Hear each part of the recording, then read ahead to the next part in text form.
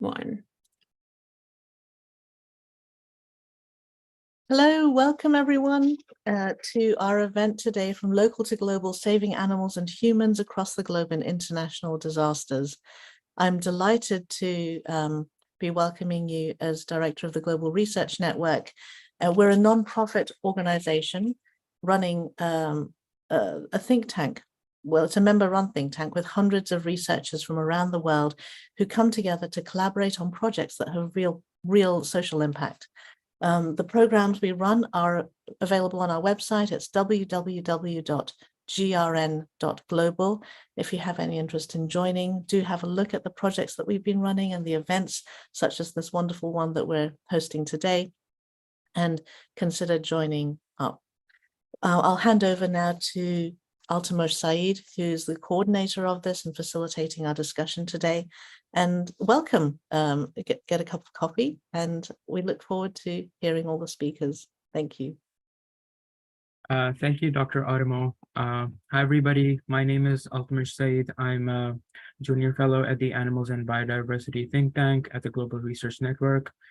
And I welcome all of you to this event titled From Local to Global, Saving Animals and Humans Across the Globe in International Disasters. The idea behind this event is we are originally planning to have more of these expert panel discussions over this topic on every year, actually. And just to begin and give you a background about the event, and because we are approaching this event and other future events from a point of view of questions, and the main area that we are very interested in knowing more about is what are disasters? Are they natural? Like, if they can be predicted and therefore we can prepare, how much duty do we have to prevent them or at least exponentially reduce the risk? If they are not natural but are rather caused by anthropocentric factors such as factory farming, can the harm in a disaster be reduced through rescue and capacity building? Also, how should we frame a disaster protection frameworks that is devoid of anthropocentrism, where humans and animals' needs are equally met in disasters? What should our solutions be? Is it an animal-specific protection matrix to an international treaty, or what else? So I'm approaching this expert panel from a lot of questions, and whenever I was, trying to write the background about this event, I actually wanted to mention the recent disasters that had happened. And unfortunately, there have been 4 disasters in September alone, and 1 now in October. And to just give you a short background or brief of why conversations like these are really important is I want to mention to the people about the major disaster that happened in February and March, which was an earthquake of a 7.8 magnitude in Turkey, which led to the death of 51,000 humans. Unfortunately, since there was no policy for recording animal deaths, we don't know how many animals died in that event. Then there were the Canada wildfires, which basically led to the burning of over 27.1 million acres of land just in this year. And they were over at a certain point in July, around 600 active fires happening. And then, unfortunately, there were these Hawaii wildfires, which actually have been one of the major ones. And since 2000, the US, unfortunately, has had over 72,400 wildfires. And these fires have burned an average of 7 million acres of land annually, twice as much as was annually burned during the 1990s. To move forward, another disaster that happened in September alone was the Libya floods. And these happened due to dam collapse. And because there were no warning systems available to guide the people away from this disaster could actually have been prevented. And it led to an unfortunate death of 11,300 people. And again, we have no data of how many animals died because there is no such policy for that. Lastly, in September 8th, there was another earthquake in Morocco, which led to the deaths of 2,900 people. And unfortunately, on October 7th, there was another earthquake in Afghanistan, which led to the deaths of 2,000 people and hurt over 1,200 people and led to the destruction of 1,300 houses. This is just in 2023 alone. Disasters are unfortunately no longer an event that happens annually, but it's monthly. And if not, if we talk about September, then it's actually uh, a weekly occurrence. And with this background, we basically open this panel. And again, in no order of preference, I would like to introduce our esteemed speakers today. Uh, our speaker from India is Varnika Singh, who is the head of legal affairs at Federation of Indian Animal Protection Organizations. She has an experience over 13 years and is a prominent figure in animal law, serving as the head of legal affairs at FIAPO. She specializes in animal protection and has been actively involved in high-profile litigation cases such as street dog rights, Jallikattu, and the banning of animals in circuses. She has been instrumental in related dairy management, ensuring compliance with animal welfare regulations. Her expertise extend beyond the courtroom, supporting her team in filing FIRs and providing legal training. She is currently pursuing an LLM in animal law at Lewis and Clark Law School. Varnika, thank you so much for joining us today. Our next esteemed speaker is Beth Eggleston, who is the co-founder of Humanitarian Advisory Group from Australia.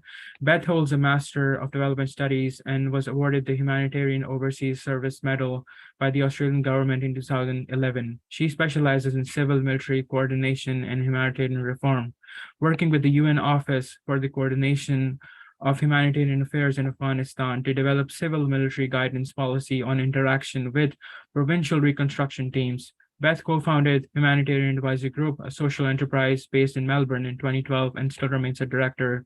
She's a Fulbright scholar and has spent time at the U.S. Naval War College, where she undertook research with the Humanitarian Response Program. Beth, thank you so much for being here with us and sharing your knowledge. Our next esteemed speaker is Dr. Steve Blassie, who is an international award-winning emergency manager with a number of specialties, including animal disaster management.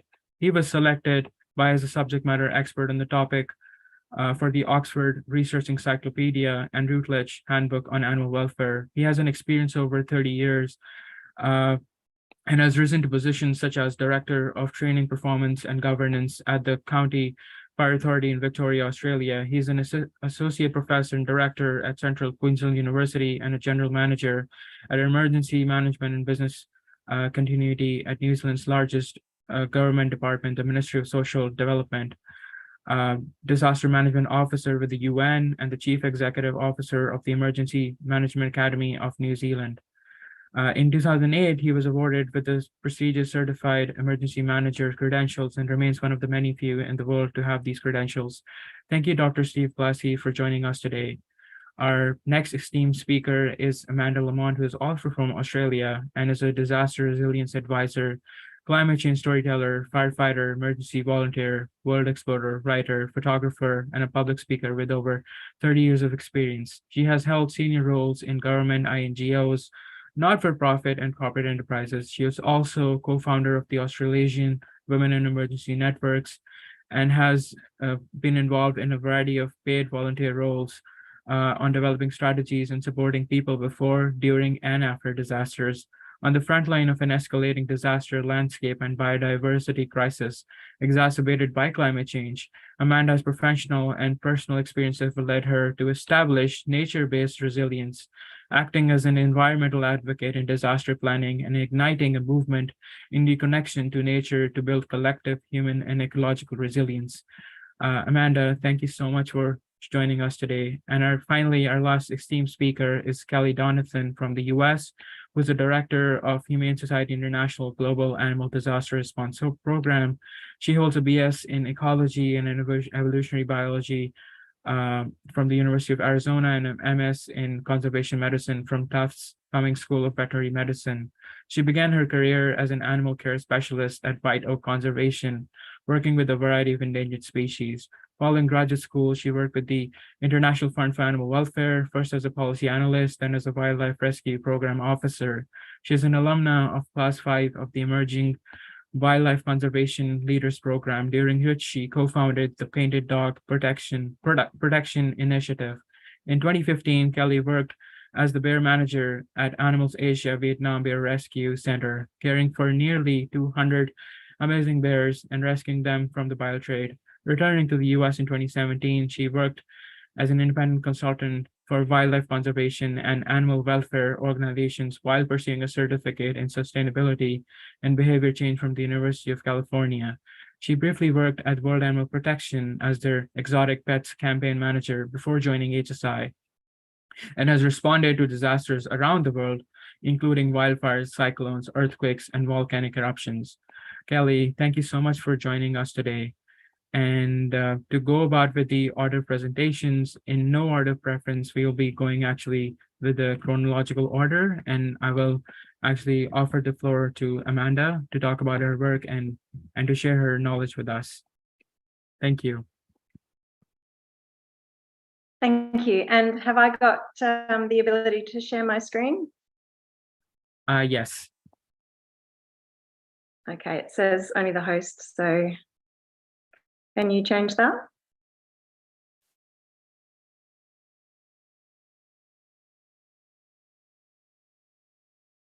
Can you give me sharing options? I don't have, it's not coming up.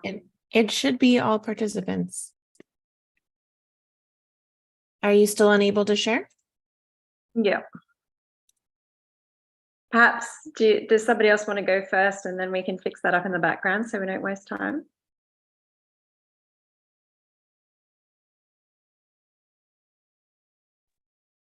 I'm happy to do that if that's helpful. Yeah, sure, we can do that. I'll offer the floor to Beth first, and then we'll come back to Amanda. Thank No you. problem. Thank you, Beth. Amanda. We can tic-tac, it'll be all right. All right, let's see if I can share my screen here. Let's see.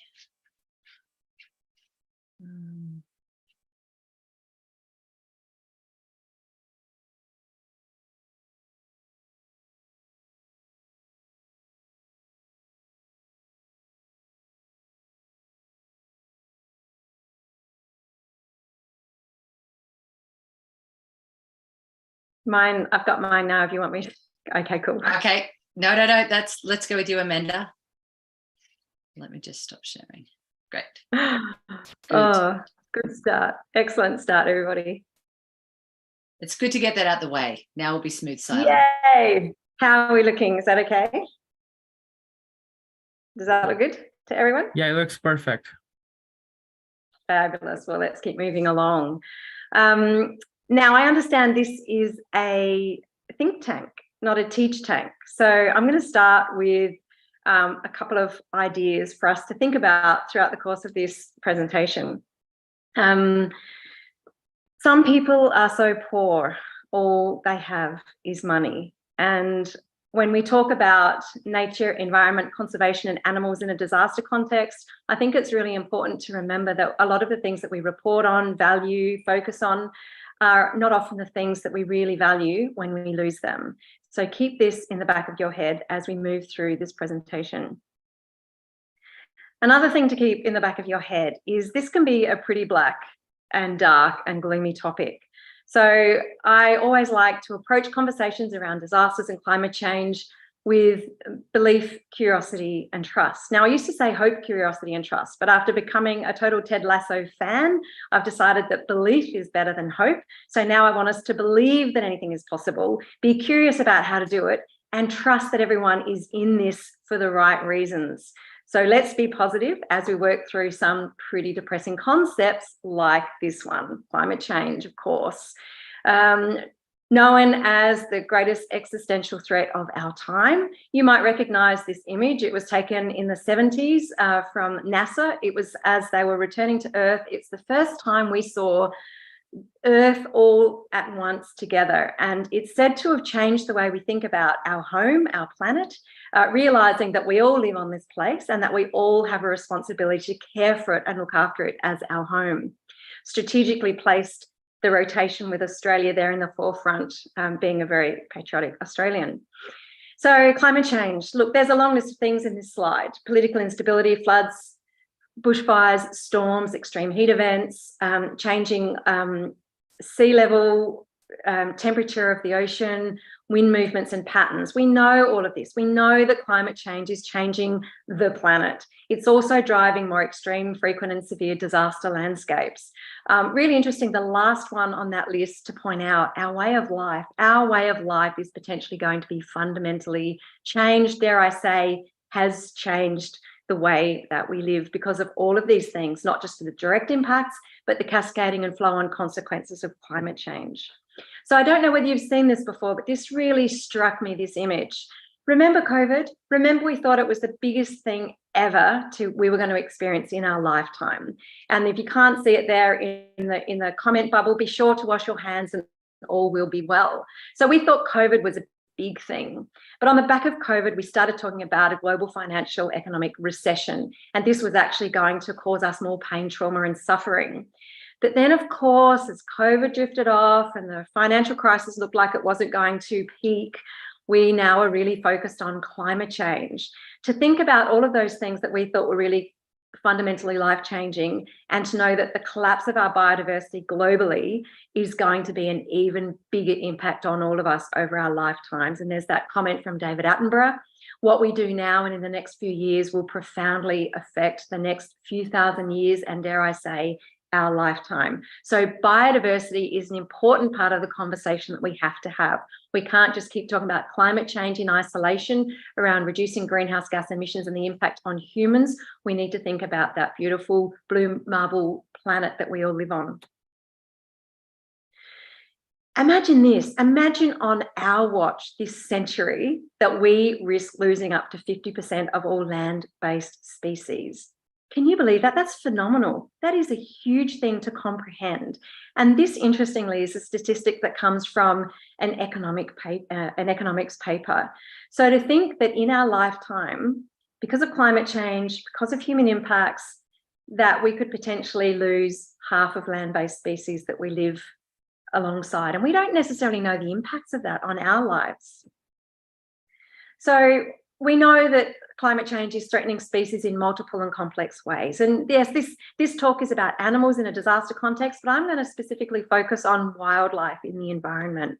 So we're looking at habitat loss, changing environmental thresholds, so air temperature, water getting too hot beyond which species can survive in, changes of species interactions, they're no longer cross-pollinating and species aren't meeting where they normally would, species are moving south away from the equator. How's that going to change ecosystems and interactions?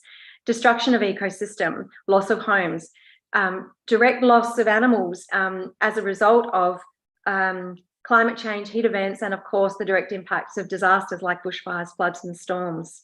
And then new species being introduced into the environment like disease, which impacts on the really complex and incredibly fragile ecosystem that we all live in.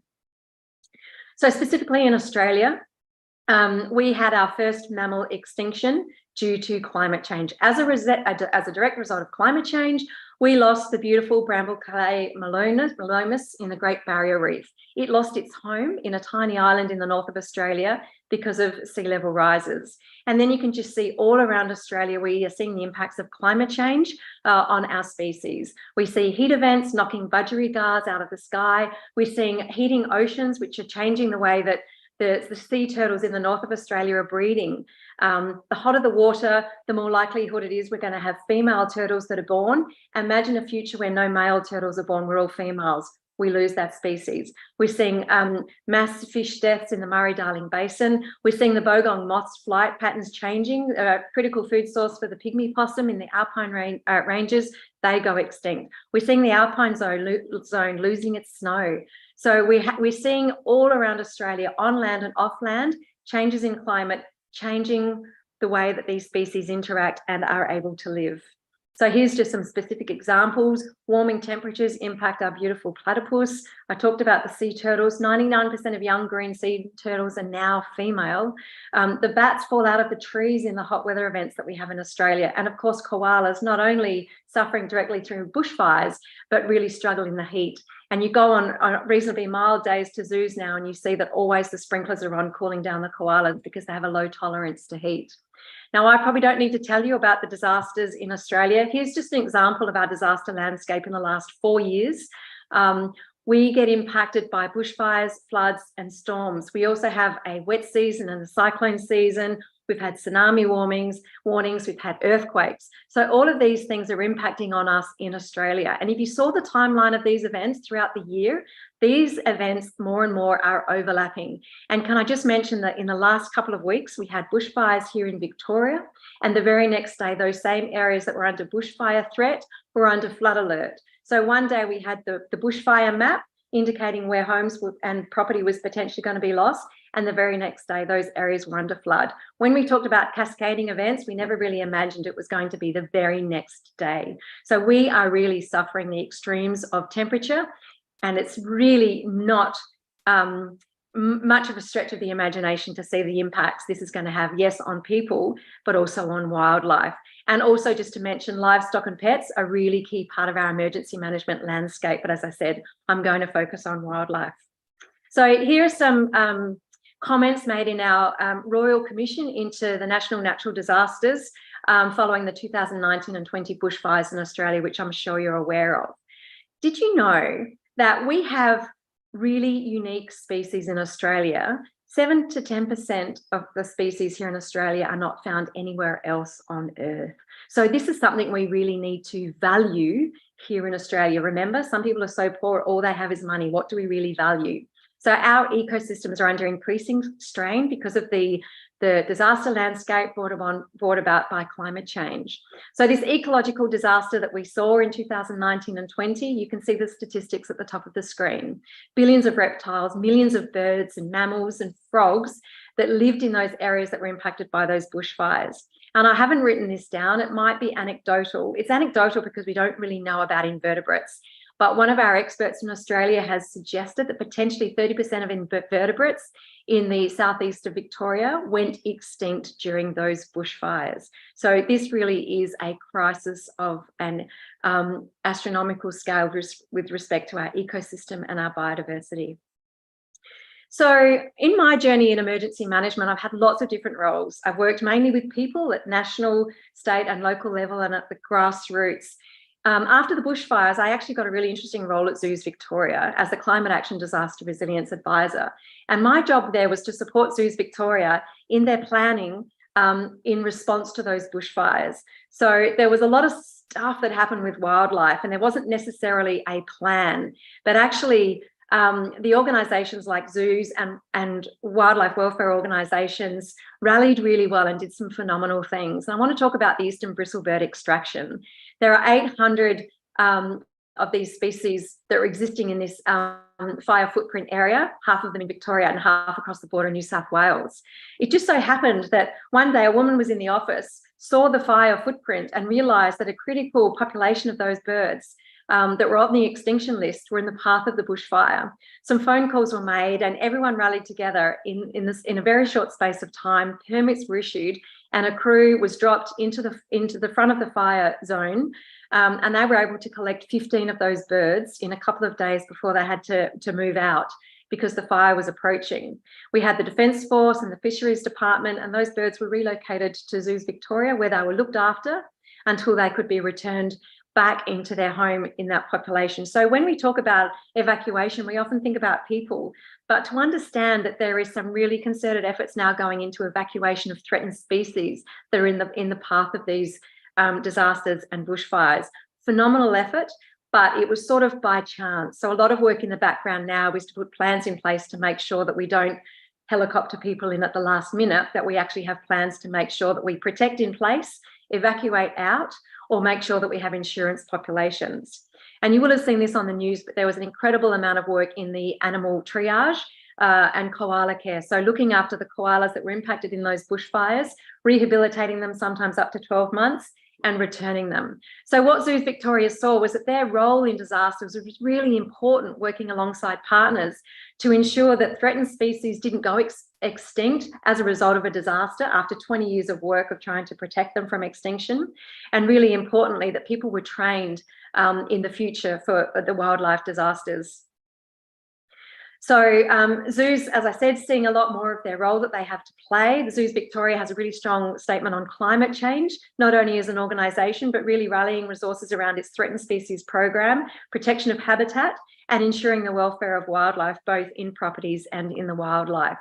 I was authored the Zoos Victoria Wildlife Emergency Management Arrangements. So now Zoos Victoria has a really substantial document which outlines its arrangements of how it will mobilise and respond in the face of future disasters. And really important there was understanding the impacts of climate change on the disaster landscape. So in our Royal Commission, some findings were found with respect to animals generally and specific wildlife. In Australia, wildlife are managed by national, state and local governments, and the recommendations were that we really needed to consolidate and integrate some of our legislation so that they spoke to each other more easily. That we needed to do some training, particularly around spontaneous volunteers and people that want to go and help wildlife, and also train emergency service responders who don't necessarily know best care and management of wildlife in disasters. And really importantly, greater consistency and collaboration on the collection of data about the critical species in Australian flora and fauna. So this is a think, not a teach, but there are a lot of resources that you can find really easily about how the emergency management landscape is managed in Australia, particularly with respect to animals and wildlife. So really quickly to finish up, I feel like there was a bit of a gap when I moved from a people-focused disaster response and resilience role into an environmental role. And I realised that we weren't prioritising the environment and animals enough in our emergency management plans. Here's an example in Victoria of our state emergency management priorities. Yay, we're on the list. Protection of environment and conservation assets. Boo, we're last on the list. But what I say to people, it's not either life and relief of suffering or animals. My advocacy point and my pitch is that we can do all of these things. We are smart enough and we don't have to choose. So we are on the list with respect to animals and the environment. So we have a responsibility to protect them all in our planning, and there's a lot more we can do. So we tend to think of ourselves as humans at the top of the apex, above all the other species, in control of everything, and we come first. I'd like us to reimagine where we sit in our ecosystem. This is their model, and I've suggested maybe they want to adapt the model to include value, because we don't know what the risk is until we understand what we value. And I believe that we should be putting more value on wildlife, the environment, our ecosystems and biodiversity. It's in the Sustainable Development Goals. We're seeing huge movements with the UNDIR towards understanding nature-based solutions and the important role of nature in protecting us. So nature-based resilience, we need to look after nature and it will look after us. It's critical. So I wish lots of things for our future, and it's all about looking after each other, having the knowledge and wisdom of our ancestors and our ancient ancestors, working together, partnering, changing minds and hearts about the important role of nature, environment, wildlife and animals in our disaster planning. And don't forget belief, curiosity and trust. Thank you very much. There are my contact details. I was a little bit over, sorry. No, that was insightful and it was perfect. Thank you so much for the work that you do and the work that you will do. So thank you so much for both of those. And I will now move forward in no order of preference, in chronological order, over to Beth.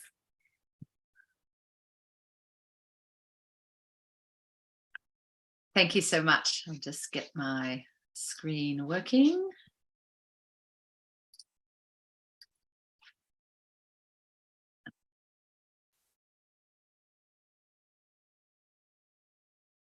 Just to make you feel good, Amanda, that you weren't the only one who...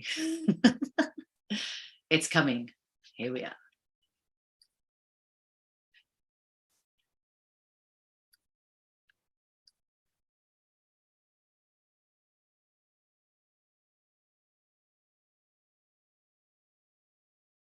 Okay, thank you, everyone.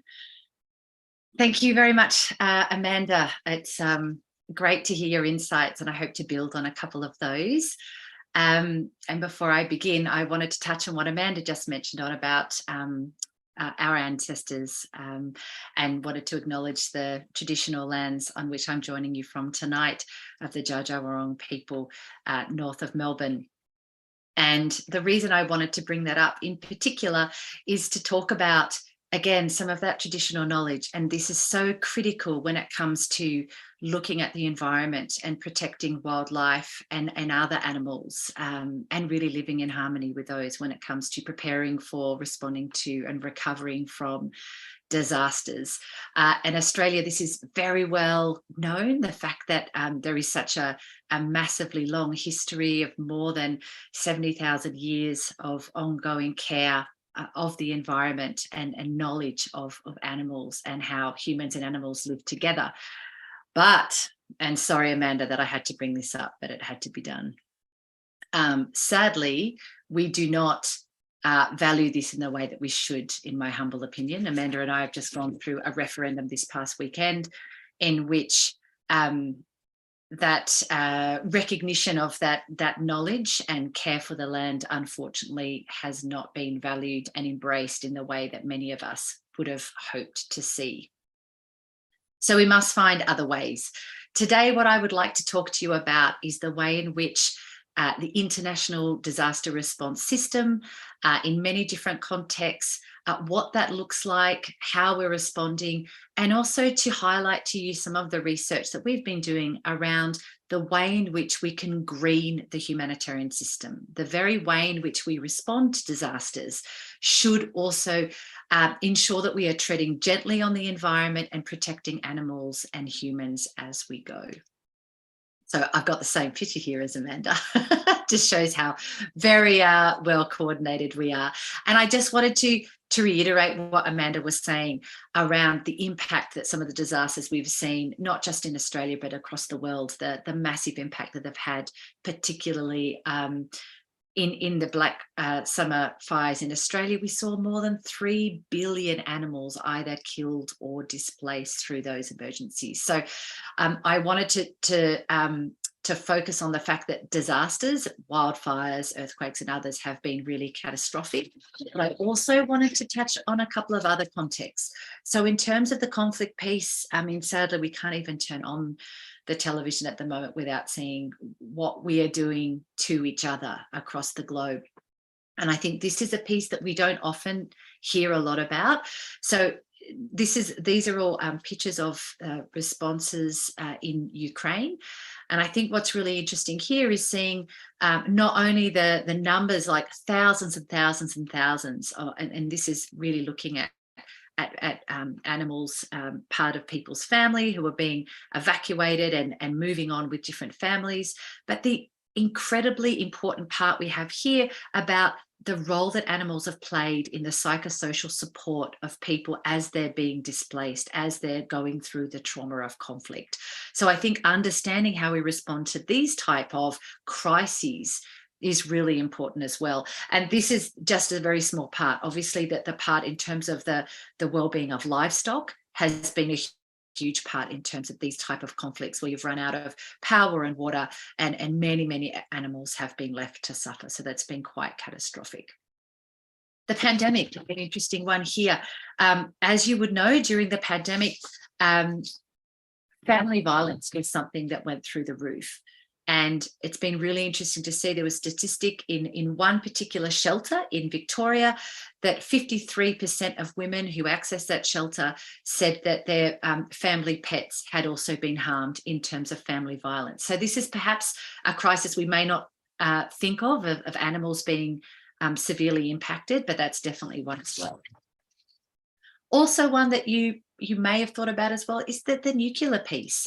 This is a disaster we don't think of that often. However, it's something that really should be at the forefront. Unfortunately, the way in which certain conflicts are going, there is a possibility we may need to face this. So I think being able to understand this is a really beautiful story about a Japanese man who went back to his farm and actually cared for not just the animals on his farm, but many other abandoned animals after the Fukushima crisis, and understanding how these kind of human-induced crises also are having a huge effect on animals.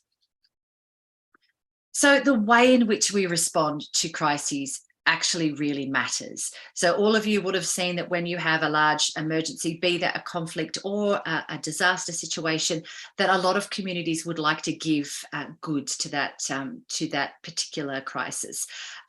There's been a lot of advocacy now to try and allow people to understand that often giving cash is best, and then that cash can be used to support both animals and humans, and you're not seeing a lot of this stuff that just goes to landfill. It ends up clogging up logistic hubs when it's coming into countries. It takes a lot of people hours to sort, and then sometimes you can even cause community tensions in the way that it may be distributed, because it's provided in an ad hoc way. So although people are very well-meaning, I think more advocacy needs to be done around this piece. Some of the research we've been doing has really been looking at some of the harm that humanitarian response can have on the environment, and which has a knock-on effect, obviously, for both animals and for humans. So we're looking at a lot to do with the pollution of fresh water sources, a lot also to do with waste and plastic. And this, and of course, don't get me wrong, this is through a situation where people's coping mechanisms and their access to other resources have been depleted because of a disaster or because of conflict. So we see people needing to access, in the clearing of land, for example, or the access of water, which is actually having an impact that's going to really impact on generations down the line, and it's going to have some very, impacts that are going to ensure that people who are, moving, displaced, if people are going to be displaced, their coping mechanisms are undermined straight away, and those mechanisms are going to have a knock-on effect for the environment. So what should we do about that? When we come to looking at greening humanitarian action, what are we actually talking about there? And it's something we need to be able to measure. We need to be able to demonstrate that we're taking action to respond in ways in which, as I mentioned, are treading more gently on the earth. So we've been doing some thinking about this, and we're trying to actually come up with a framework that humanitarian agencies can use. And really, it's based around these kind of issues. And these are things that you would all know. It really builds on what Amanda was saying about how we're approaching and really addressing climate action.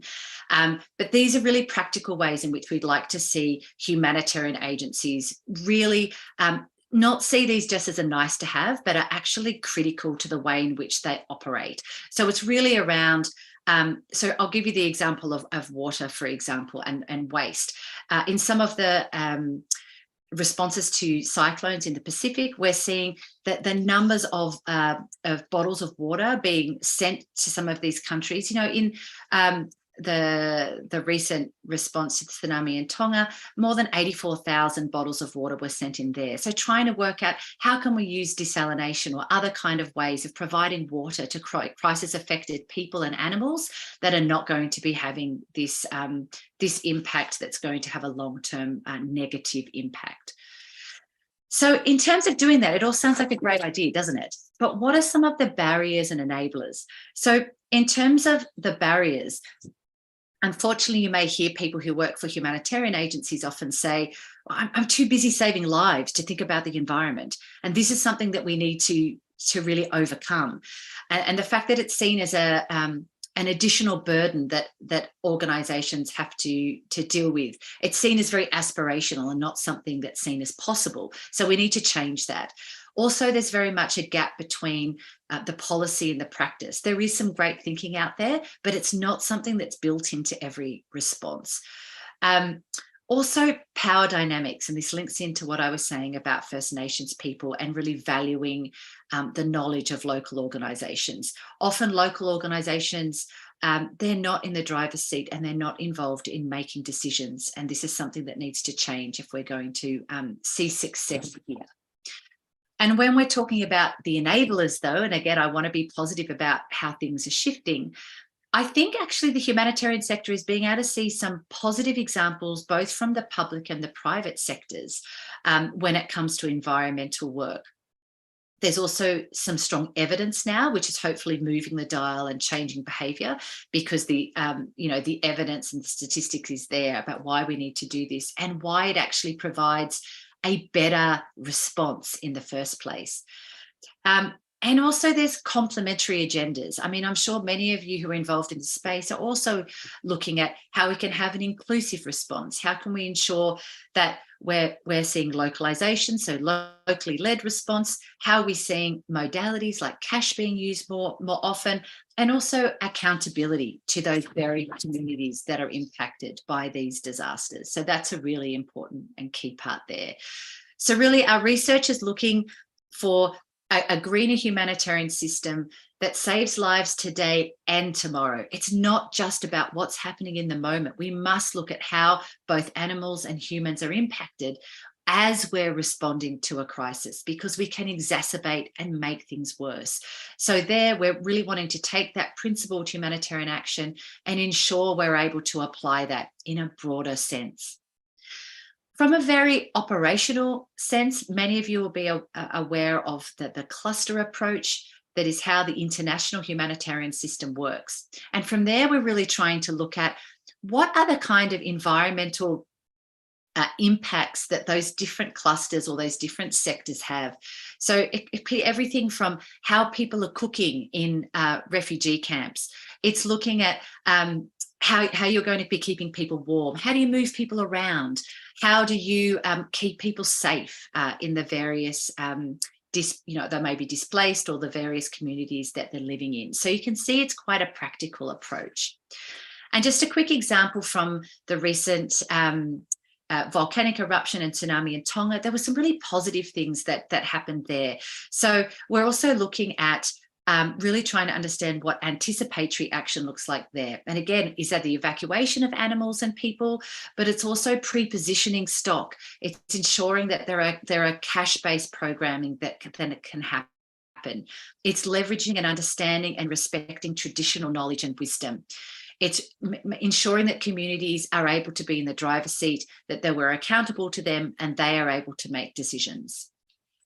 There's a great example of how communities were able to go out and collect a huge amount of single-use plastic and bring that in. This was all done by communities after the tsunami happened.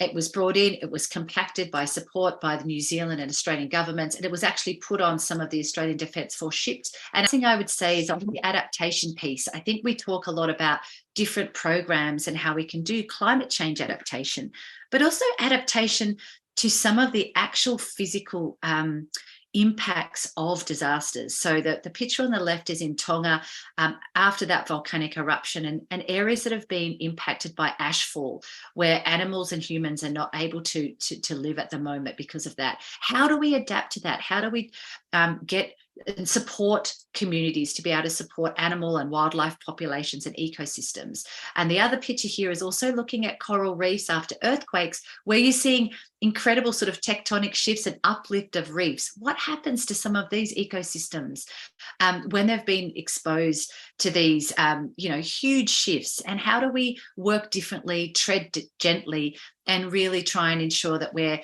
custodians and stewardships of these really fragile environments? Thank you very much. I'll leave that there and we can get on to the next speaker.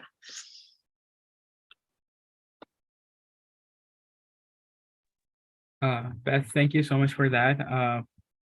Just to summarize, just want to say one line. Our inability to value nature is the reason we have disasters. That was what Amanda said. Our inability to value nature in disasters, we actually are causing more disasters. And that's why I think we really need a green humanitarian response. So that was a perfect rendition.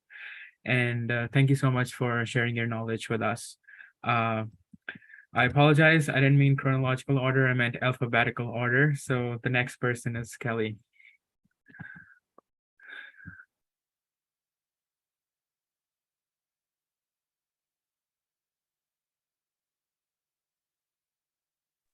Okay, I'm hoping you can all hear me okay. It's such an honor to be here, and thank you so much for having me as part of this panel. Amanda and Beth, you have already set the bar with some really incredibly inspiring and interesting things that we all need to be considering during this in this work in disaster management. And while my title is refers to disaster response, I really want to talk about beyond the response and what we do before something happens and long after, while response still remains a big part of our work.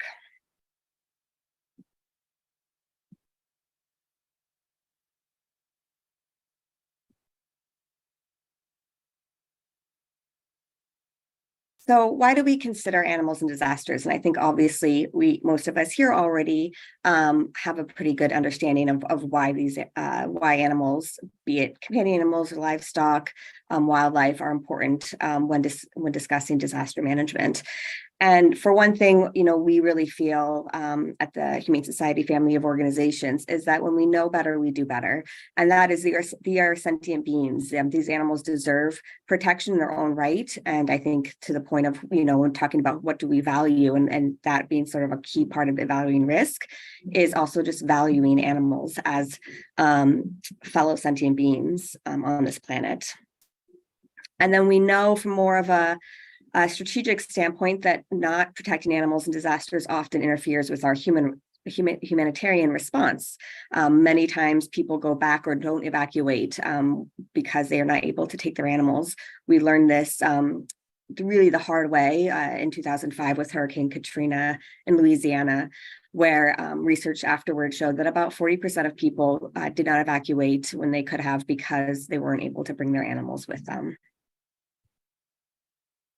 And as I'm so pleased that's been already very much talked about in the previous discussions, is that the human-animal bond is so critical for resilience, both for the animals and humans. And I think this is becoming far more well-known. And while it's a bit more intuitive with companion animals, we're seeing this in livestock as well. And while there might be an economic cost to losing livestock to a disaster, there's more than that. And we're actually starting some research, especially in India, to really show the psycho and social impacts of losing animals, even if the economic value is going to be replaced.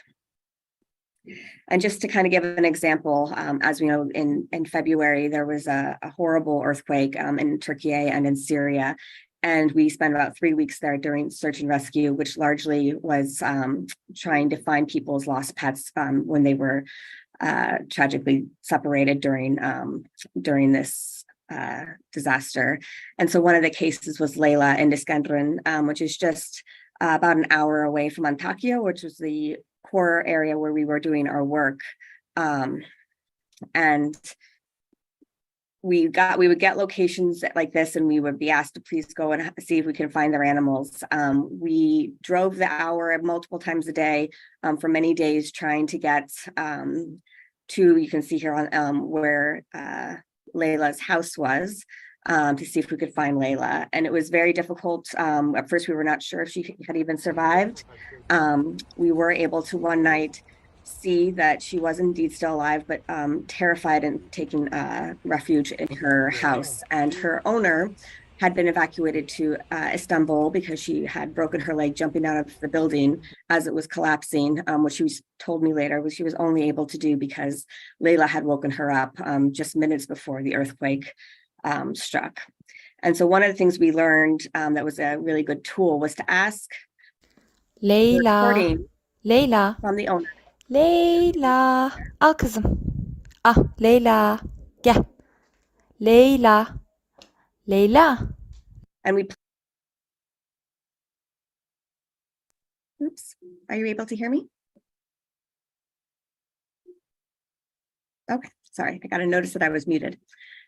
We were able to play those recordings as a way to coax these animals out from where they were really terrified. And you might ask, why didn't we just set traps? It was really difficult with a number of street animals to be able to set traps efficiently and catch the target animals.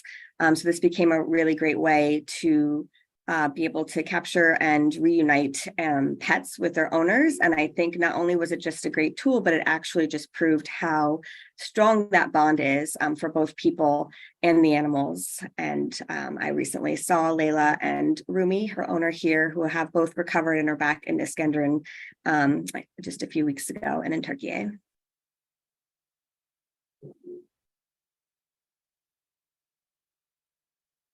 So what is our role in disaster management?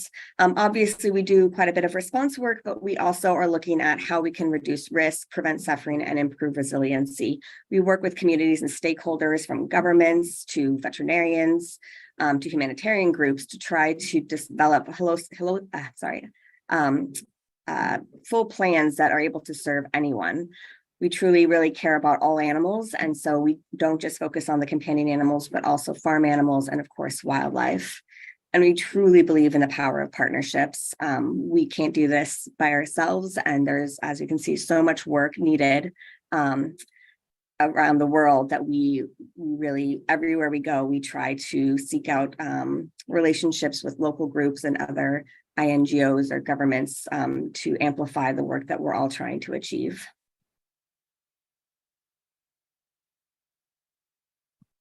So during responses, as I mentioned, we do search and rescue. We also provide temporary sheltering, particularly in the US or in areas where this is an effective measure. We have found that in some places it's not the best way to do a response. So we try to be very conscious about what our impact and our activities and how they're going to play into the long-term recovery of a community. Especially in the US, we're finding far more needs in just providing community relief and local support to help people and organizations recover. Thankfully, there has been some changes since Hurricane Katrina, and that many animals are evacuated with their people. And so there are fewer needs for some of that direct rescue work.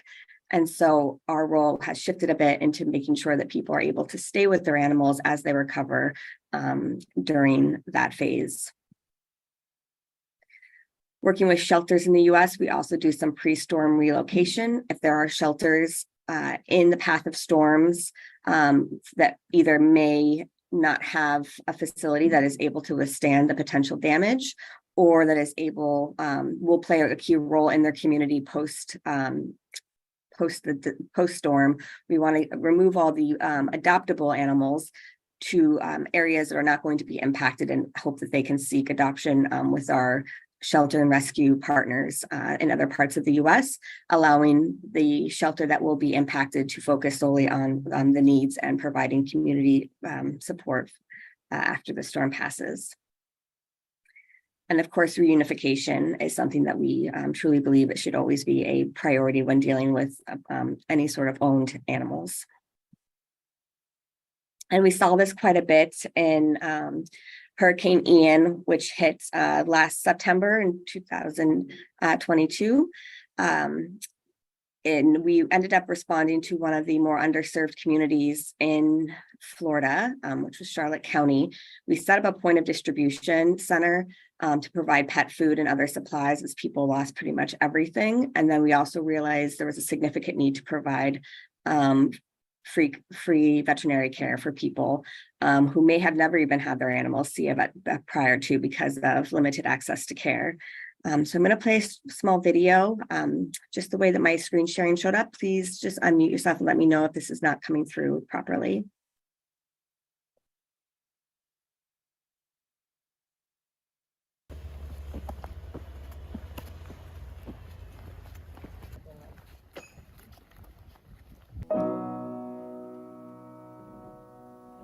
We've just been so grateful to be able to be here to help. It's a struggle here, but we won't go anywhere without him. He's our family. So we're really grateful that you guys are here. You're gonna make me tear up. It's a true story, though. The hurricane was one of the worst that's come through the state in decades. Charlotte County was one of the most affected areas. We've sort of called it the Forgotten County. It's an area where there's communities that are already underserved. We decided to put up a point of distribution, pet food, supplies, and anything else that people needed. More than 600 cars a day were coming through our. So many people lost their homes, and so we are just providing this free service, and we just want to do our best to make sure that people can stay with their animals, that they don't have to give them up just because they can't afford to feed them right now.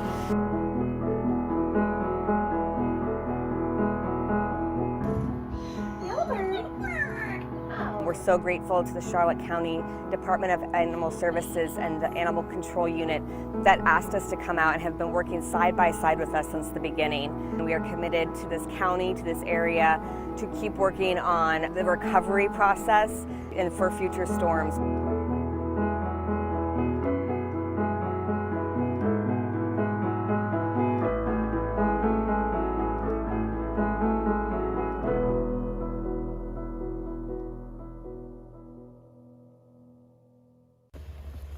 Oops.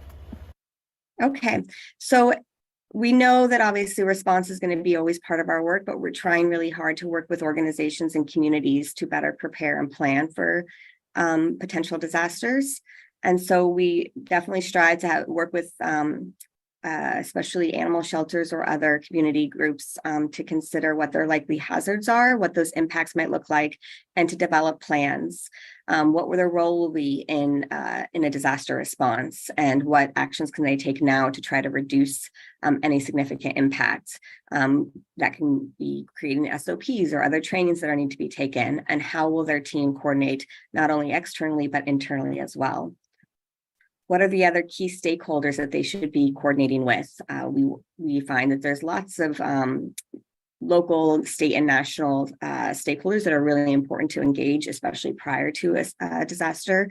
And I think, especially to Beth's point about donations, we are still continuing to find this to be not always a challenging thing to deal with, and significant donations coming in that may not always be particularly useful and often go to waste. And so we're really trying to look ahead and focus on what are the donation needs and how to best manage them. So I'm looking forward to hopefully speaking with Beth about that more at some point. Again, making sure that when an organization considers their own response, they're thinking about how is that going to fit in with the local animal control, police department, fire, and other emergency management agencies, and that is all it's complementary and works well together. And then, of course, training and practicing. You have to practice these things. We really push on trying to do drills, at least tabletops, to really play it out and see how well this is going to work when a disaster strikes, because nothing is going to be perfect. And knowing how to be flexible and adaptive to whatever is in front of you is really critically important. And to that point, we're doing a lot more work in disaster risk reduction and looking at what we could have done if we had foreseen a particular disaster, and what we could do to help communities plan ahead. So in Guatemala, we've been actively working to create an animal protocol for animals and disasters that is done through the national government. And this protocol was the first step in really getting animals on the radar for when disasters did strike. And when Volcano Pacaya erupted in 2001, we were able to provide some support to the community that was closest to the lava flows, which you can see here on the left hand, came about 200 meters from the closest house at that community, but it still devastated grazing lands and farming land, and nearly risked the lives of many people and animals. And so we worked together with them to in 2022 to develop early warning systems, and then actually conducted a drill with the whole community and the different stakeholders from both the national, local, and provincial governments and the Veterinary Association to be able to coordinate what it would look like in the event that early warning system goes off in the future, and that everyone knew their role, and we practiced it out, including with the animals.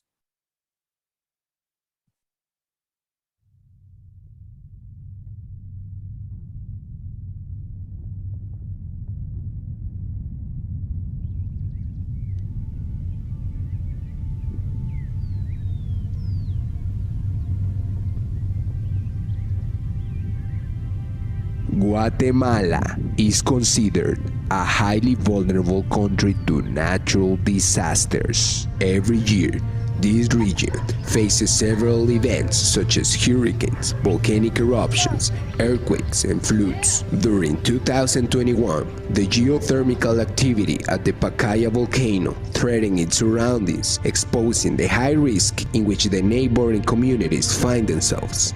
In 2019, the Guatemalan authorities approved a response protocol for the care of animals in disasters, which contemplates a preparation phase for communities with potential risk. Among these communities is the village of San José del Rodeo in San Vicente Pacaya, Escuintla.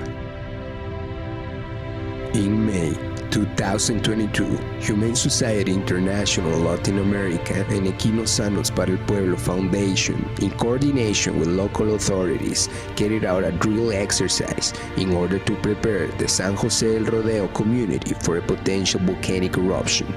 Experts from the HSI disaster team observed the activity and proposed recommendations. For the first time in Guatemala, companion and farm animals were contemplated in this process. They will directly benefit the animal and will allow the inhabitants to recover faster from the effects of the disaster, thus understanding that human and animal health are closely related. Fue una actividad de mucho beneficio y mucha experiencia para todos como comunidad, porque esto pues puede ser útil en un momento preciso, porque estamos en un área de desastre que en cualquier momento se nos pueda presentar la ocasión. Y ya con esto que aprendimos pues es un gran paso para cuando sea necesario que no tengamos que usar esta experiencia. Hi, I'm Kelly Donathan. I'm the Director of Animal Disaster Response for Humane Society International. And we're here right now at the foothills of Volcano Pacaya, which is here in Guatemala. And we just finished a disaster drill for the potential explosion or eruption of this volcano, which remains to be quite active and actually erupted even just last year. And this type of work, doing preparedness and mitigation with communities, is so incredibly important to what we do all over the world. Mi nombre es Mauricio Mota, soy director de país para Humane Society International en Guatemala. El día de hoy estamos en la comunidad de San José del Rodeo, en San Vicente Pacaya, Escuintla, finalizando la actividad de un simulacro para el rescate de animales en caso de una erupción volcánica.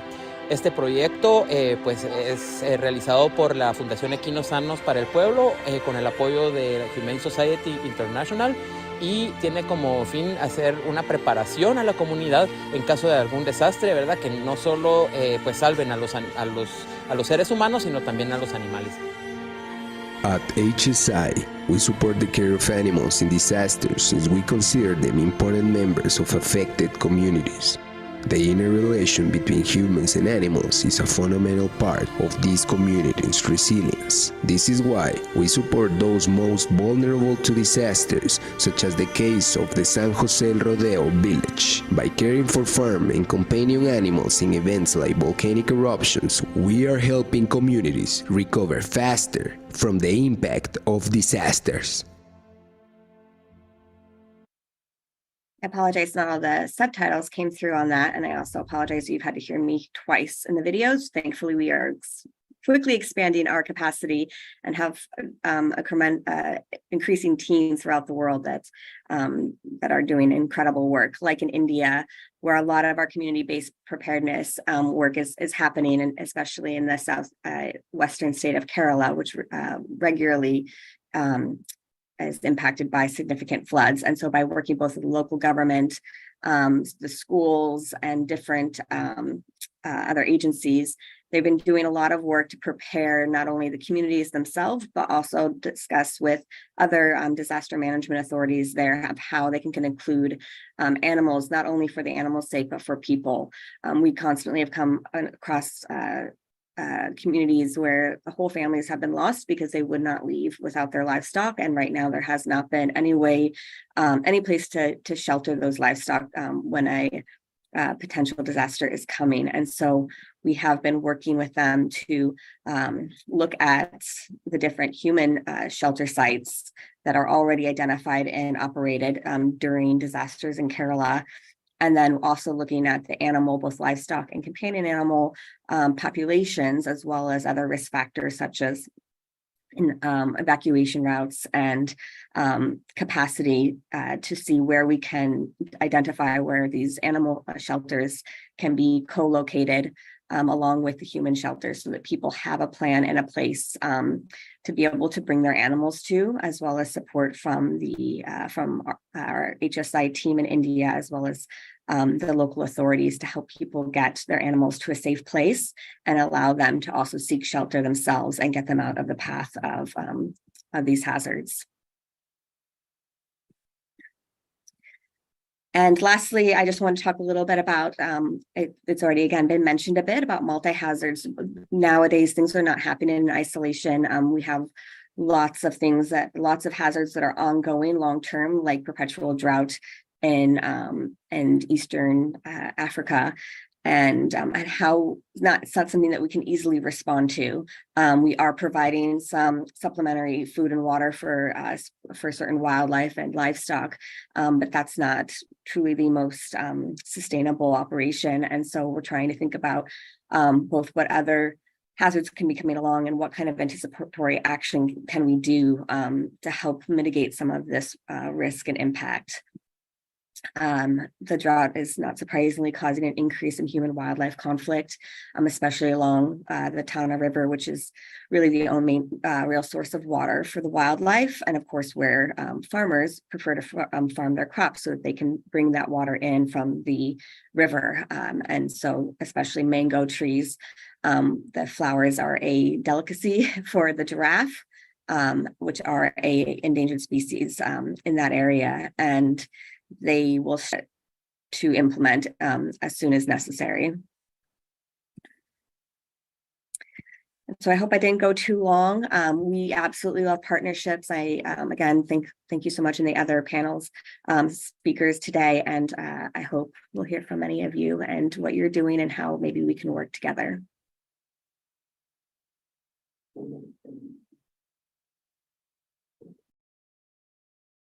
Perfect. Thank you so much for that, Kelly. And thank you for sharing those videos and especially sharing all those stories with us.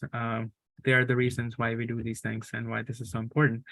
And yes, when we want to know better, I think that's when we do better. So thank you for that. I will now hand over to Dr. Steve Blassie. Excellent. Now it's my time to get the technology working. So please hold. Your call is important to us. Right. Share my screen. Let's see what we can do here. It's all good. Tech problems happen all the time. You just have to be flexible. Now, is that coming up or looking all good if I go to that view? Can you see the main screen? Is that working? I don't see it yet. Oh, that's not a good sign. No, we're not seeing anything, Steve. Keep trying. Oh. Another button. Stand by. It's all good. This is normally how it happens in disasters as well. Be ready for everything. Always a crisis. All right, let's see what we can do here. Screen 2. Oh, here we go. This is another button I'll try. Let's see if this one works. Does that work? It works. All right, okay. Okay, so look, thanks everyone, and it's been great hearing from Amanda, Beth and Kelly, who are just fantastic experts to share this panel with, and also our other speakers as well. So Ultimush was kind enough to invite me to have a quick talk about animal disaster management law. I'll do that with a New Zealand perspective, but also referencing some international examples as well. So for those that don't know it, New Zealand's at the top of the world, or down under is in some people's orientation of the World Atlas. And we're not part of Australia, even though Beth and Amanda may claim credit to New Zealand maybe occasionally, or at least our pavlova or our racehorses. But nevertheless, we're our own country, although at one stage we were part of New South Wales for a few months, which we generally deny. Anyhow, you may remember New Zealand or know New Zealand from the Hobbits. We're generally more famous now about hobbits than what we are from sheep.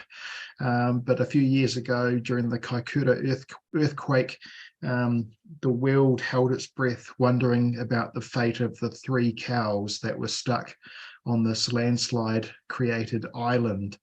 And yes, they were all safely saved, but that was, I think, one of the key BBC stories. People were more worried about the animals than what they were of people. So this is why animals can be important. There's geopolitical considerations or perceptions people can have of one's country based on how they manage and treat animals in disasters. So if we look at the New Zealand Animal Disaster Management Framework, it's really across 2 key pieces of legislation. There's a disaster management legislation, the Civil Defence Emergency Management Act, and also the Animal Welfare Act. So for those in the US, the Robert T. Stafford Act is like our Emergency Management Act, and under that act creates subordinate legislation such as the National Civil Defence Plan Order. So New Zealand has a bit of a fragmented and it doesn't have an animal inclusive animal disaster or animal disaster management framework. And that's one thing that I and others have been trying to advocate for.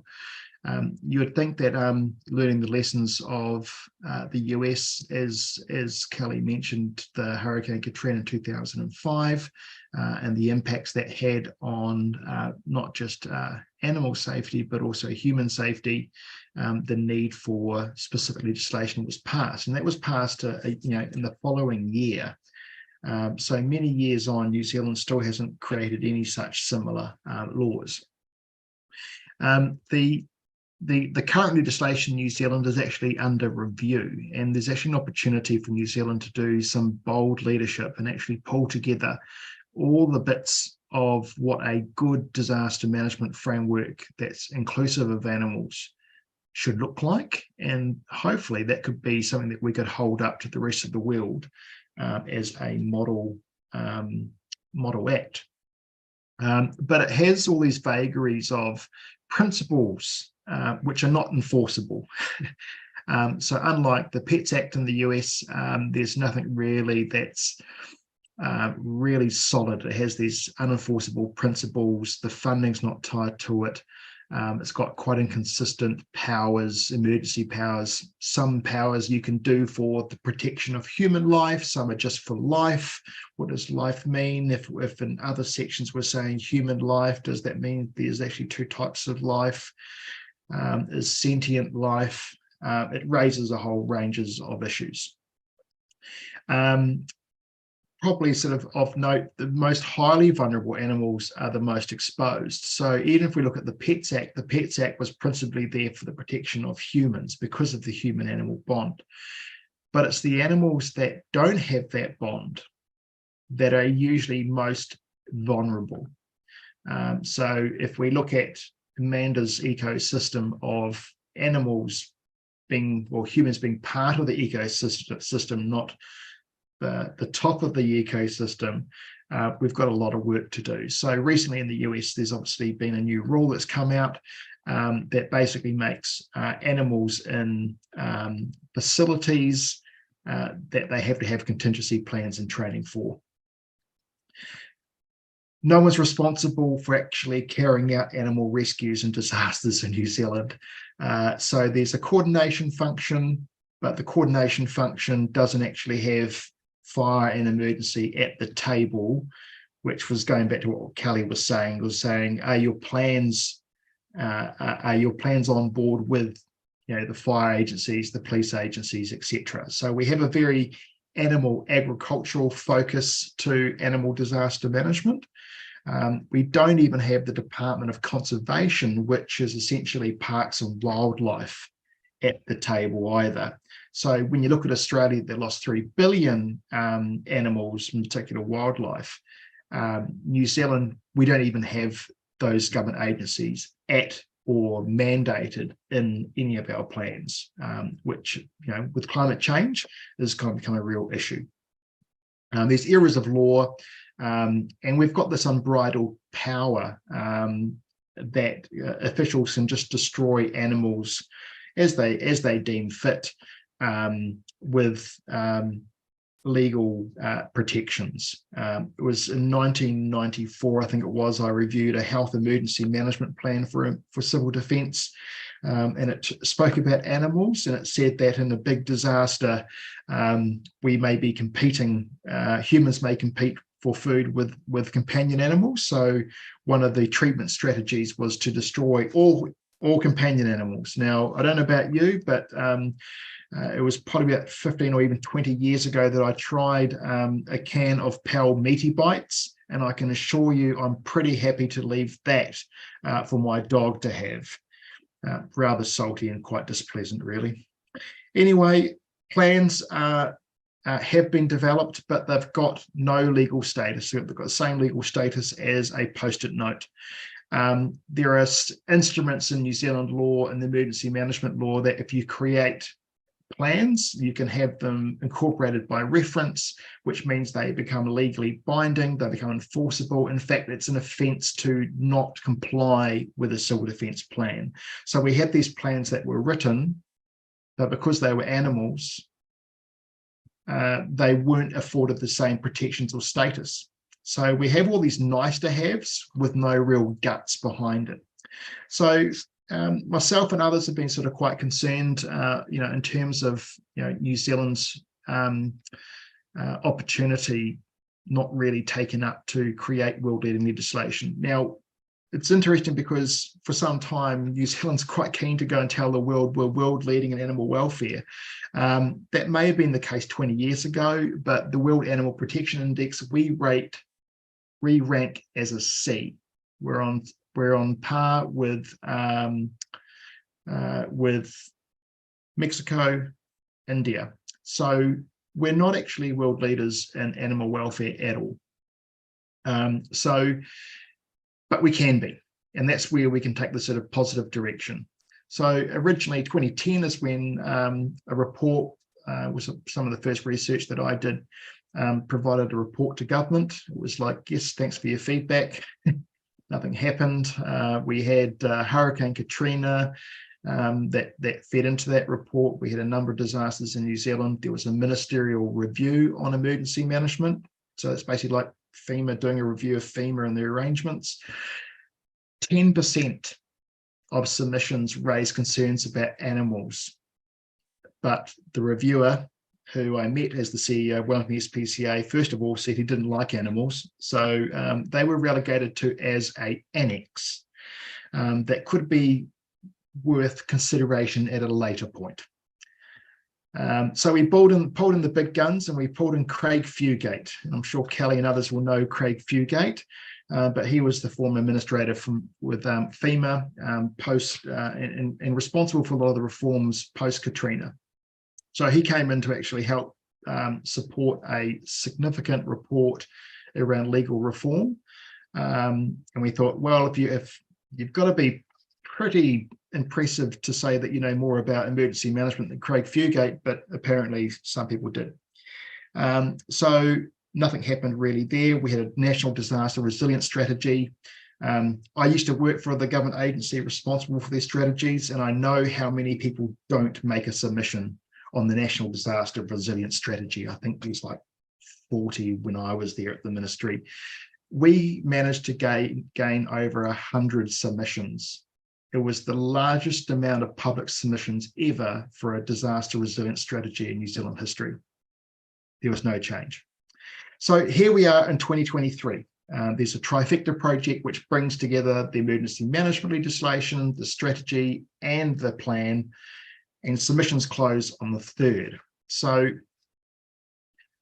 a charity that I'm patron of has been undertaking a campaign to get No Animal Left Behind, and you can sort of see there's a whole bunch of sort of podcasts and media interviews, etc. Essentially, we've become so passionate / frustrated about the lack of animal inclusive legislation that as a charity we've actually stopped doing response. We've said it's unsustainable, it's not scalable, and animals are going to suffer in their tens of thousands our responses, we may save hundreds maybe or dozens of animals. So we're actually best to put our focus into the more comprehensive approach that Kelly was talking about. It's got to be more than just response. It's got to be about the disaster risk reduction. So in effect, we have basically emptied our charities' bank accounts into a national media campaign to get change.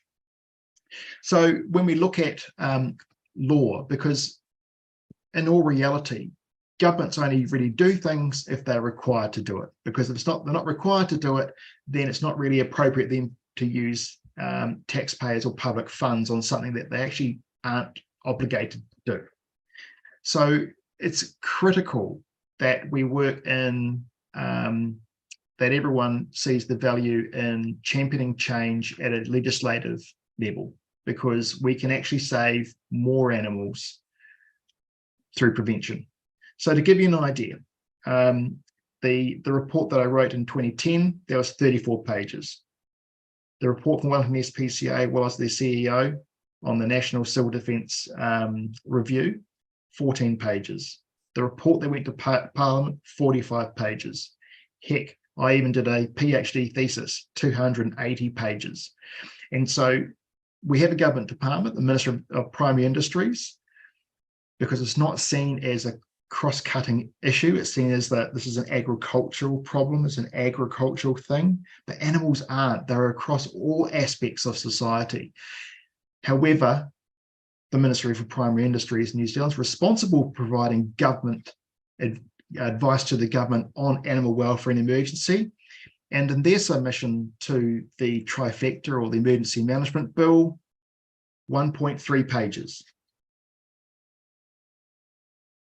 That was what our government agency with 3,600 people put forward for how we could improve animal disaster management law in New Zealand. It's pretty underwhelming. It's one of the reasons why ourselves and other charities in New Zealand have been calling for a commissioner for animals, because it's obvious that we've got a system that's not working in the best interests of animals. So what do we need? Well, we need to have greater accountability and transparency. There is a international panel of animal disaster management, international panel for animal disaster management law that's being formed, and there's a QR code down there which I'd encourage everyone and any listeners, viewers to participate in as well. There is a model act for animal welfare that was developed in 2016. But the idea is that, and I've been speaking to Ultimush about this, is yes, we can keep going out there and responding and doing our sort of thing, but it's actually not sustainable, especially with the amount of disasters on the increase. We've got to get way before anything's happening. We've got to make animals a greater focus in DRR. So if we have a model act, that means we can actually finally measure governments and states against one another in terms of their progress, and we can track progress. But unless we have like an animal protection index, now there's an animal protection index developed by World Animal Protection. Again, it makes sort of sense to use that as the baseline and then have some supplementary metrics for animal disaster management, just like having a specific model act for animal disaster management that builds on the existing model Animal Welfare Act. But it's really important that we start to see the mainstream of animals in disaster management. This is not an ag issue. This is not a save the fluffy bunny rabbit kind of campaign. Animals are intrinsically linked into people's psychosocial well-being, their livelihoods, their economic sort of interests, their psychosocial well-being. There's so many aspects why it's really important.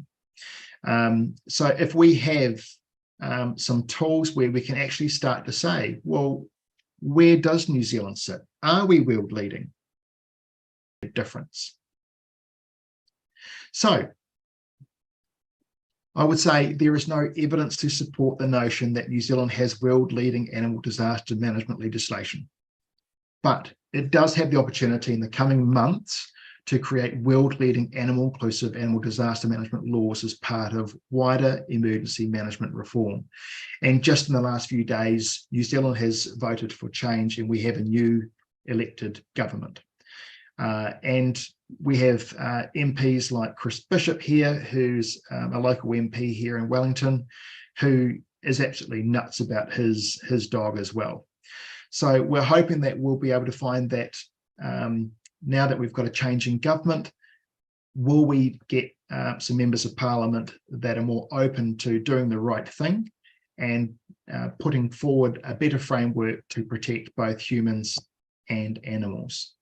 So hopefully we can develop something that the rest of the world can lever off. And there we have it. I am done. Over to you, next caller. Dr. Steve, thank you so much for that. That was very insightful. And actually, my presentation is going to answer a few of the questions that you raised. So just 30 minutes. But thank you so much for your presentation. And now I'll hand over to our last speaker before me, Varnika from India. Thank you, Altamash.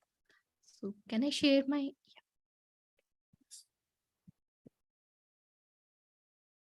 Is it visible? I can see a part of it. Now it's good. Yeah.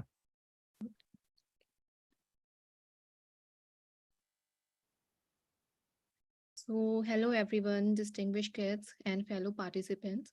As the final speaker in today's discussion on the impact of natural disasters, I will turn the attention to a facet of these catastrophic events that often remains overshadowed within the construct of India. While natural disasters inflict widespread devastation on human lives and infrastructure, the repercussions are equally severe for the animal kingdom. Like for instance, if I have to give the example, in northeastern state of India called Assam lies a Kaziranga National Park, which is home to a significant population of the one-horned rhinoceros. And each year there is a river in Assam called Brahmaputra. Each year in that river, floods come that result in displacement of and loss of lives of both humans and animals. This national park is known for its rich biodiversity, and it faces a daunting task in protecting its inhabitants, including the one-horned rhinoceros.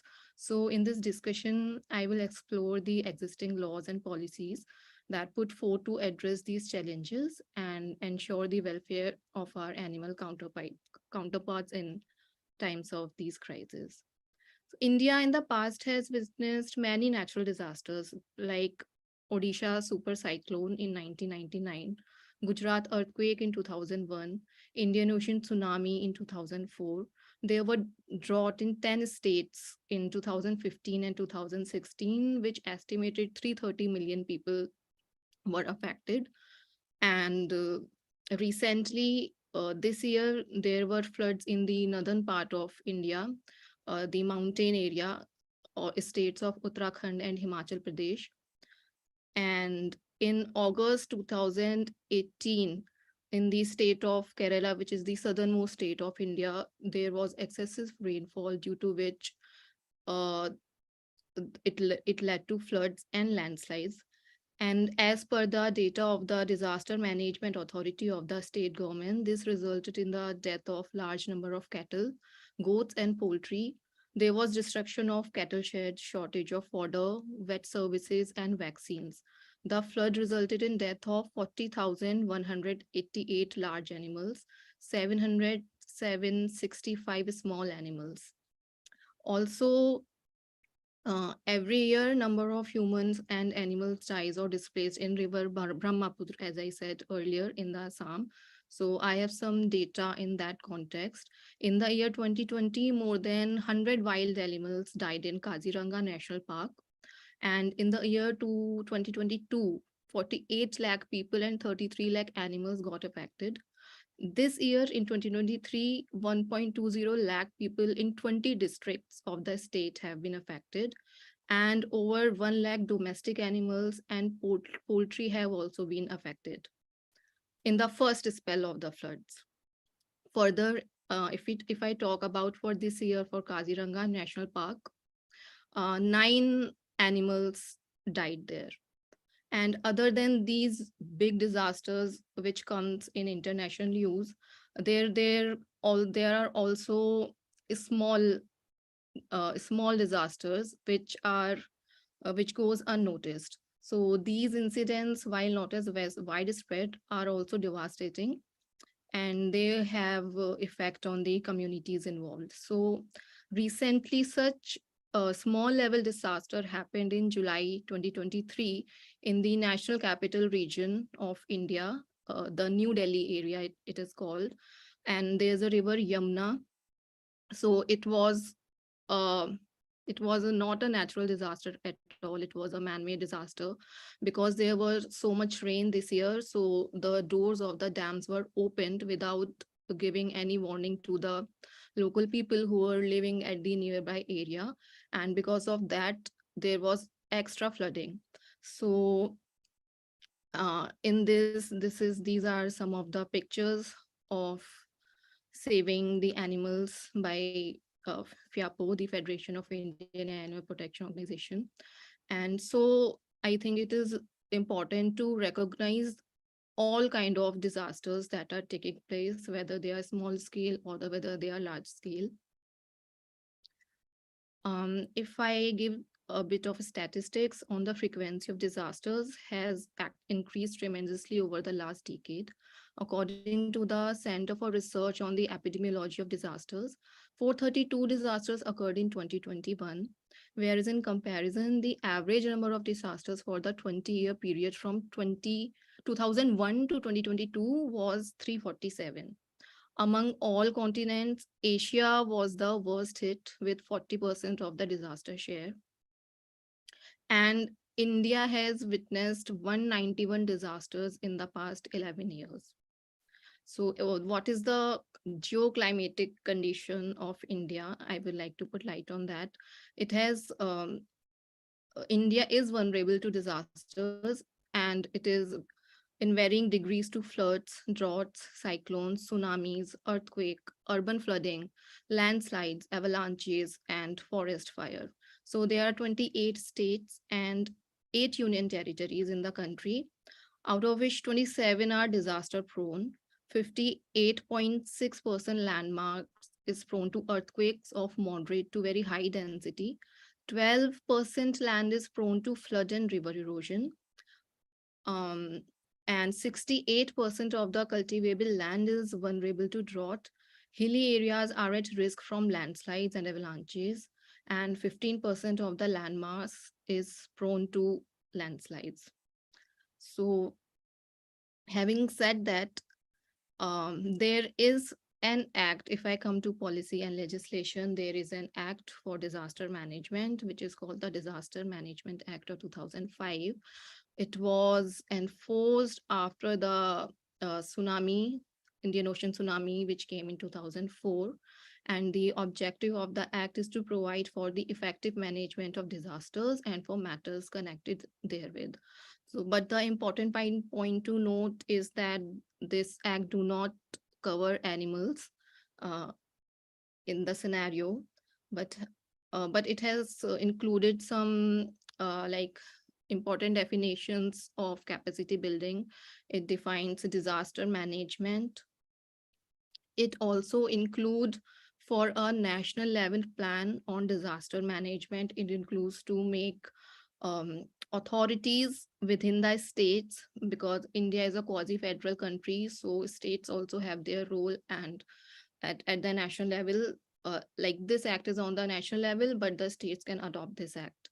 So if there will be a national plan under this act, either that can be adopted at the state level, or a state can also come up with their different disaster plan. So this national plan includes key aspects like it emphasizes for disaster prevention, mitigation, integration into development plans. It highlights preparedness, capacity building, and the roles of various government ministries. Then there is also National Disaster Management Policy. So in this policy, under the chapter 7, the animals have been covered. What it says that is it is necessary to devise appropriate measures to protect animals and find means to shelter and feed them during disasters and their aftermath through a community effort to the extent possible. So, and also under its chapter 5, which refers to climate change, it has recognized animal health. It states that climate change is impacting our glacial reserves, water balance, agriculture, forestry, coastal ecology, biodiversity, and human and animal health. So, though animals have been slowly being recognized, but the problem is again the enforcement, because when we see the disasters that are occurring, there is no planning and the situation is really bad for both humans and animals for rescue.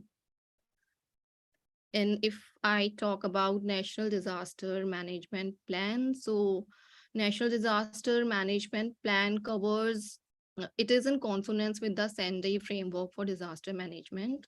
It includes several hazard disasters like thunderstorm, lightning, squall, dust, strong wind, cloudburst, hailstorms, glacial lake outburst, flood, heat wave, biological and public health emergencies. And it also includes climate change risk management as new thematic area for the climate risk.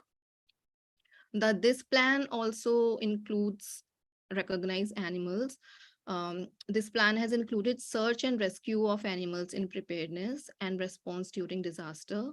It guides on different aspects on disposal of animal carcasses, evacuation of people and animals, fodder for livestock in scarcity hit areas, rescue of animals in and emergency services. And then there is a do's and don'ts by the National Disaster Management Authority. So it is a document where few of the disasters have been mentioned, and it is told that how humans shall behave and how they should be prepared for these disasters. So under one of the disaster during thunderstorm, dust storm, and squall, do's and don'ts for animals have been recognized. And it states that during thunderstorm, dust storm, and squall, the animals shall be designated a safe area in or near the house to shelter your animals in a severe thunderstorm. The animals shall be kept away from open water pond or river. They should be away from tractors and other matter farm equipment. They shouldn't be allowed under the trees, and they should be closely like they should be under direct control. So this is the structure of policy and legislation, but however, this is majorly on papers. And during the recent 2023, the Noida floods, which I talked about, the Yamuna floods, because I also helped on the ground during this disaster, and the situation was really bad. We were not prepared for this because no warning was given by the government, and a whole of a residential area, a farmhouses area, was under the water. There were pets in those area, and then the people had just ran away. So we were rescuing those pets as much as we can because there was no space to go inside much. And after that, not only in that area, the other localities, the street dogs were rescued. They were filled up in the truck, and then they were sent to some shelters, and most of the nearby shelters were already filled, so they were sent to another city. However, there was no help regarding the handling of these street dogs. The way they were filled under the truck was not right, but still this work was not done by any government agency, but this work, as much as the NGOs could, they try to help. So even though animals are being recognized, there is Disaster Management Act. The problem which lies is the enforcement. So therefore, what is the way forward and what are the challenges? Why even after few of the policies in place, still there is no readiness during these disasters? So few challenges are limited resources, limited awareness, lack of training, lack of coordination. There are limited resources. There is really scarce funds. There's manpower, equipment hinders swift responses, even for both human and animals. The main thing is there's no adequate funding, and also there is not much of awareness within the community about the importance of animal welfare during such disasters. Even it is seen that sometimes the owner of the animal leave the animal there, and if somebody is not coming, there are chances that that dog or cat won't survive. So for this, training programs and workshops are really required, and people are required to educate. And there is also, in such disasters, what happens is there is a lot of lack of coordination among the stakeholders between the animal NGOs, the rehabilitation centers. So if it would be better if there is effective communication and collaboration between organizations, government, volunteers, so that a prompt action can be taken. And to do this, what can be done as per my limited knowledge, what I can think of is that tools and guidelines are required for risk assessment. Proper evaluation methods help identifying vulnerable animal population, enabling targeted rescue and aid efforts. So these resources like aid emergency responders, veterinarians, and policy makers in understanding the scale of impact, guiding efficient allocation of resources is what is required. So like we can learn from one of the disaster and can be ready now for another disaster if something like that happens again, because there are a lot of rains every year now, and the frequency of rains and the flood is increasing, so there are always chances that there could be flood. So now we have seen this year, we can be we can take the data and we can be more prepared for it. Proactive approach is what is required, and there should be standard operating guidelines for animal evacuation. For rescue, there should be clear protocols to ensure systematic planning, efficient rescue operations, and safe shelter for animals. And there should be research and exploration more. So there is almost no research on how to rescue animals during these explorations. So the plans with which the government has come, like the national plan or the national policy, more discussion is needed with the government so that the experts in this field can tell the government what kind of plan should they come up, both for humans and animals, because it is only not animals, but the situation is not that good for humans also. Though yes, they are the first priority, they are saved, but still better response can be made if we do it with much more preparedness. So this is my presentation regarding this. Thank you. Thank you so much, Varnika, and for the work that you are doing. I'll just take over from here, speak about just 15 minutes, just bringing all these thoughts together, because I had predicted this, and I think all of you also predicted it as well, but I think it will make sense now. Can everybody see this? Perfect. So, I mean, in the presentations that we heard today, something is always missing, you know. We say that response is important, but then we say that it's not enough unless we have legislative change. Then we have legislative change in some countries, but that still is not enough because we're missing something else. Like, for example, as Beth mentioned, we do not have this green humanitarian kind of response, and we basically don't look for climate risks either before disasters or within disasters. So it feels like what's really missing, or what we really need to see is actually how the whole framework, like what is a disaster prevention framework and what kind of things actually come inside it are some things that we really need to see.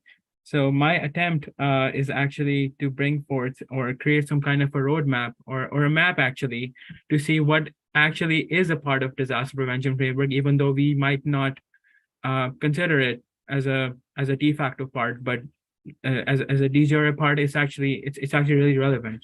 So one of the major reasons actually why we are not able to advance animal welfare, particularly in the disaster framework, is most of the language, like the words that we use, you know, resilience or vulnerability or hazards, we use them in a sense that's very pro animal welfare and pro climate change. But the thing is, the way these words are actually defined in, for example, the Sendai framework, which is the non-binding international legal resolution on disaster framework, does not include animals at all.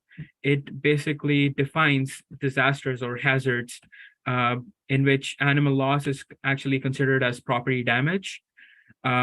That's not, and that basically has a huge impact on, even if we make domestic changes, there's something missing. There's something that we need to see. And same is the case with vulnerability or even resilience.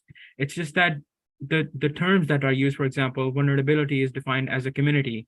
And if you actually go to Google or just look up in your simple definitions, the term community is mostly restricted to human beings, and animals are actually kept out of it. And that is the same way we define resilience as well. And this actually has a huge impact, and it becomes kind of a driver for anthropocentrism and leaving animals out, even though we are, like, you know, with our fullest intentions trying to bring things together. So I believe that's one really important factor that we need to acknowledge and understand. And the Sendai frameworks particularly, their goal actually is substantial reduction of disaster risk and losses in livelihoods and health. The term animal is again not used.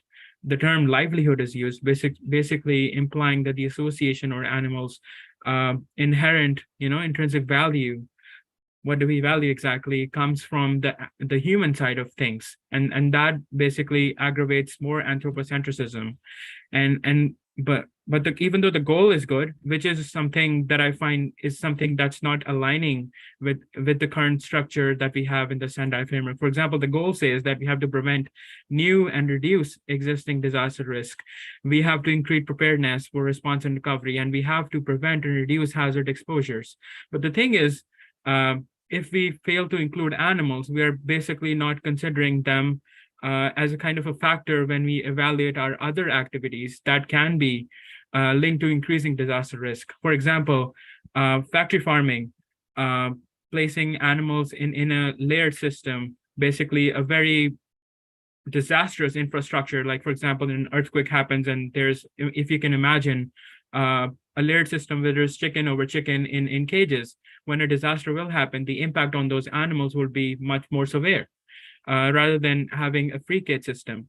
But the thing is, when we basically exclude animals from these kind of situations, the pre-disaster, in some words, environmental impact assessment, or some kind of an idea where we're trying to acknowledge or understand what kind of risk or, you know, can this kind of a project create. But we would not include those animal factors there as well. and those would eventually flow and make it actually harder, and in other words, impossible to achieve the goal of the Sendai frameworks. And a really good example of this is the aquatic system. And this is just common sense, but the fact that humans cannot live underwater leads to like a complete ignorance of aquatic disasters and its impact on animals and humans. I would categorize this as this, this lack of human-animal bond, and that actually flows. And a good example of this, actually positive example of this aquatic system welfare reform, some kind of, is what happened in New Zealand a couple of years ago when there was this Gulf Livestock One cruise that basically drowned, and that led to a death of 6,000 cattle. That caused massive effects on the aquatic system. But as a result, New Zealand basically started this new policy of banning live animal export. In a way, I believe that this banning of live animal export and the linkage that it has to decrease risks and basically help us achieve the goals makes all of these policies, these welfare policies, these nature policies, these climate policies, a part of the disaster prevention framework. And we have to basically see the full map if we want to basically envision an animal protection matrix. And for this, I believe we need to look at 5 things. Number 1 is the why behind animal protection measures. Number 2 is pro-animal protection measures, which is basically stronger reforms. And then there's the risks that are increasing these measures. And lastly, the most important part, which we in some ways ignore, is the status of animals in legal systems in domestic countries. And lastly, the 5th one, which is, I would say, pretty much absent everywhere, is stakeholder accountability. Like, if you violate this act, who's responsible? So if we go through these things, the why mostly behind animal protection measures is the human-animal bond. And the thing is, companion animals benefit from it is from the side of the human side of the human-animal bond. And that is the reason why, even though farmers develop this kind of a human-animal bond with farmed animals as well, but the thing is, that does not lead to protection for farm animals, because the farm animals in those cases are actually more confined to the animal end of that bond, and the human value is actually missing. And that's one of the main reasons why we only have protection for companion animals, and that's very restricted. In a way, we only have a disaster prevention framework for companion animals, and the failure to include other animals specifically creates further risk and basically causes more disasters and more animal deaths and even more human deaths. In examples for pro-animal protection measures I know mostly about these from the US, so I mentioned these, which was the PETS Act. The main reason behind it was protecting the human-animal bond. Then there was the new act that was passed 2 years ago, actually 1 year ago, the Planning for Animal Wellness Act, which basically created these experts groups to basically review how these the funding has to be given, or like how these disaster protection matrix has to be created. The third one that I really like, and that really encapsulates the essence of disaster framework, is the Industrial Agriculture Accountability Act. It's not passed yet. It's very rare that it will actually pass, but the aim of this act is to basically shut down factory farming. And even though the reason is animal cruelty, but factory farming and meat production per se is responsible for 47% of the global carbon dioxide emissions, and alone responsible for 7% of global warming. The failure to include these things in our framework is actually causing more disasters and leading to more human deaths, making it even more important. A few things that are really additionally important are the risks that are increasing these measures, which is basically applying these anthropocentric standards and relegating animals to the periphery. Like, for example, if a disaster happens, or actually coming back to my previous example, like food systems, evaluation or reforms are kept outside of the disaster prevention framework, even though they should be a major chunk of it, because food systems are directly responsible for many of these disasters, climate change and coral reefs deaths like that happen underwater, and the impact that it has on biodiversity loss is massive, but it's unrecorded because humans sadly don't live underwater, and that's a debate that we need to engage in. We have to create more protection for aquatic animals specifically in this kind of a framework as well.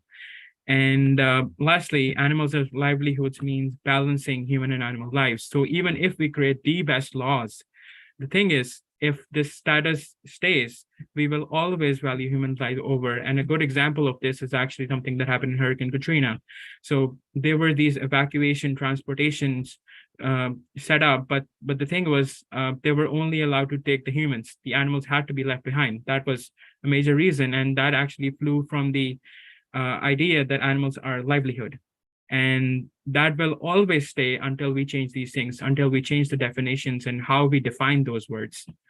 And the fourth, and I think this is the most important one, and that's something that's missing. And this actually becomes a reason for creating an animal-specific protection matrix, just as Dr. Glassy mentioned, is that we need to actually look in the domestic framework, like what's the sentient status of animals in a particular jurisdiction. There's only very few, but you can imagine if that country has a sentient status, it's going to value that animal at the same level. And if in those situations you create better laws, that will have an effect. They will not be just like nice words on paper. They will be actually implemented, and that is something we need to change.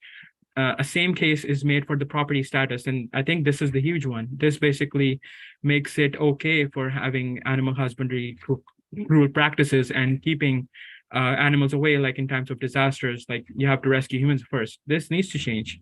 And then there's these welfare protection status and the environmental protection status. The environmental protection status is basically the presentations Amanda and Beth gave.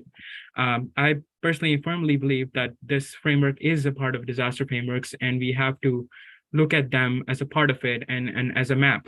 And the same case for welfare protection as well. But the thing is, they will always be meager or not have effect unless we change the first two, which is sentience and property.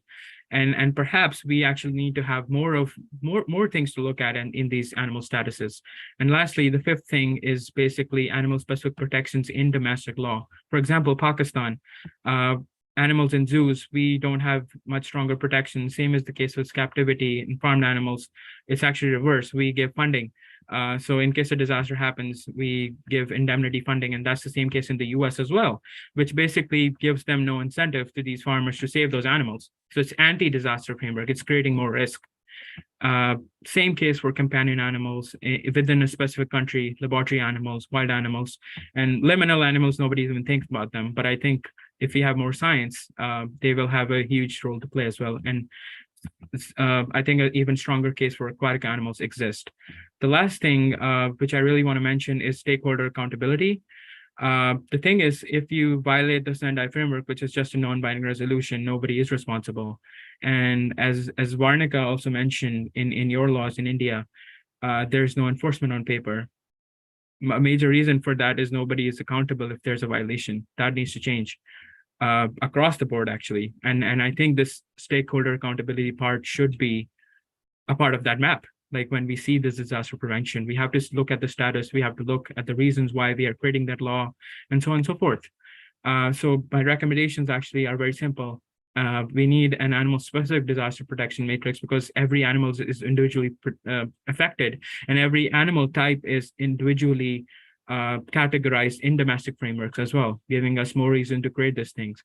Another thing that I recently wrote a paper on is and especially coming from an accountability perspective and adding in the biodiversity loss part, an international treaty, which may seem very ambitious, may be needed on animal rescue and international disasters, especially given the biodiversity loss that has happened. WWF basically reported 69% loss till 2018. But after 2018, we have had major disasters, 3 billion in Australia, 17 million in Brazil, and in Pakistan last year, 1 million, and so on and so forth. And the disasters that had happened this year, they're not part of the original biodiversity loss that has already happened. So maybe we are at crossroads and we need to change the way we look at things. So I just applied my framework that I created in Pakistan, and we don't have sentient status. Animals are property. In welfare protections, it's mostly cruelty. What that really means is in case an animal is hurt or some kind of cruelty happens, then there's only stakeholder accountability. There's no positive obligations to protect that animal. And so even if I create like the best disaster management law for Pakistan, we have a National Disaster Management Act, but there's no mention of animals. It would not work because these things have to be a part of it. for environmental protection, Pakistan is signatory to a few treaties like the CITES and the CMS, and that creates some protection for endangered animals. But that's also very restricted. We actually need to change that, as was clearly mentioned in Beth's and Amanda's presentation. Number 5, very important. We have weak protection for zoos, captivities for farm animals. In Islam, for example, slaughter is regulated, but the thing is, it's not implemented because there's no actual political will and nobody is accountable. For companion animals, dog culling is a major issue in my country. So with that, how am I expected to create the best disaster protection law and then basically, turn it into something that's enforceable? This is important. We need to look at it. And lastly, for stakeholder accountability, it's mostly non-existent. Nobody's responsible because that's the current framework. And we need to look at all of these things when we are basically defining some kind of a thing. I just wanted to end this on a very positive note. I'll just take 3 minutes. So there was a flood last year in my country, and we actually went in to rescue both humans and animals. We provided emergency veterinary aid and over 120,000 kilograms of animal food. We rescued 8,000 farm animals. At that point, we didn't have a space because we couldn't have waited. I mean, those animals would have died for no reason. But this year, we actually got funding from HSI, and we are this close to setting up my country's first disaster zone farm animal shelter. So the